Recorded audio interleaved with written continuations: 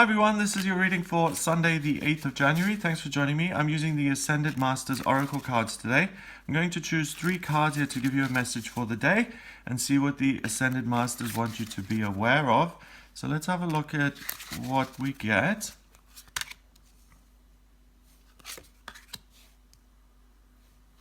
Wow, okay.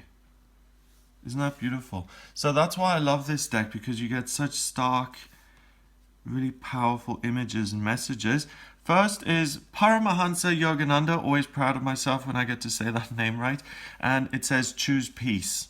And that sounds very simple in practice, and my initial reaction would be, well, you know, if I was enlightened, I could choose peace too, if it was that easy. But the cards are saying here that we know it's not that easy. You have to do something to choose peace, and a good way to actually get there is by having a daily spiritual practice such as yoga.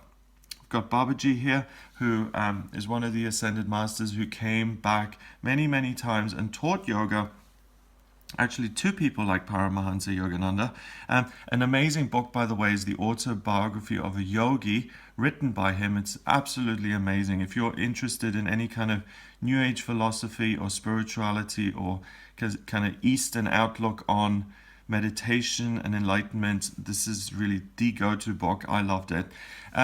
So basically, these 2 cards are saying that, yes, we all know that it's difficult to choose peace. You can't just say, okay, I'm going to still my mind, everything's going to be peaceful, I'm going to be quiet, serene, content. If it was that easy, we would all do it. So the way forward is to be disciplined about it, either a daily meditation practice, and there are dozens of different types of meditation. You've got mindfulness and Zen meditation and Buddhist meditation, transcendental meditation, mantra meditation, all sorts of different stuff. Try different things until you find one that works. The one I go with is transcendental meditation, and the reason I know it works for me is because I don't have to make an effort. It's relaxing. I feel like I'm being restored by it, and that's why it offers me something. It's not extra work. It's something that actually allows me to connect with this stream of consciousness, the collective unconscious,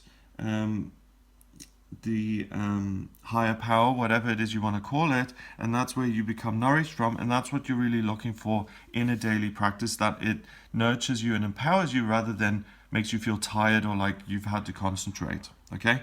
And then finally, we've got health and healing. Hilarion, and by doing this spiritual practice, you will be able to improve your health and you will be able to heal yourself. So imagine someone who goes around and who's constantly full of self-doubt and full of self-criticism and can't concentrate and, oh my God, what am I going to do for work? And all of that indecisiveness and emotional and mental turmoil can be really exhausting. And that's a lack of peace. And that can really affect your health badly, and it can make you feel ill and lethargic and depressed and all sorts of things. And we're looking at the opposite here. We're looking at wherever you are on that scale, whether you feel awful right now and you feel like your life is totally out of control, you can get started on this process by finding a spiritual practice. And sometimes you need to do a bit of research. When I first got into the world of spirituality in earnest, and when I really genuinely looked for the way out, so to speak, in terms of my own head, I looked at different things. I went to Christian Science, I went to the Hare Krishnas, I went to transcendental meditation. I tried lots and lots and lots of different spiritual approaches because I wanted to see which one worked for me.